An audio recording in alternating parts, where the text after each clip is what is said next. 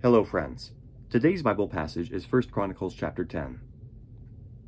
Now the Philistines fought against Israel. The Israelites fled before them, and many fell slain on Mount Gilboa.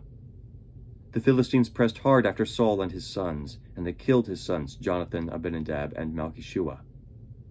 The fighting grew fierce around Saul, and when the archers overtook him, they wounded him. Saul said to his armor-bearer, "Draw your sword and run me through, or these uncircumcised fellows will come and abuse me." But his armor-bearer was terrified and would not do it. So Saul took his own sword and fell on it. When the armor-bearer saw that Saul was dead, he too fell on his sword and died.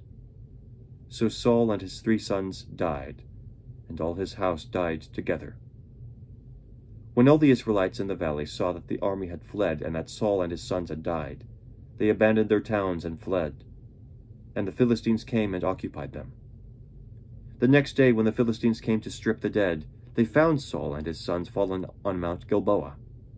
They stripped him and took his head and his armor, and sent messengers throughout the land of the Philistines to proclaim the news among their idols and their people. They put his armor in the temple of their gods, and hung up his head in the temple of Dagon. When all the inhabitants of Jabesh-Gilead heard of everything the Philistines had done to Saul, all their valiant men went and took the bodies of Saul and his sons and brought them to Jabesh. Then they buried their bones under the great tree in Jabesh, and they fasted 7 days. Saul died because he was unfaithful to the Lord.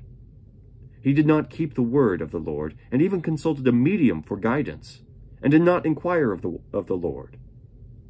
So the Lord put him to death, and turned the kingdom over to David, son of Jesse. The word of the Lord. Thanks be to God. Have a great day.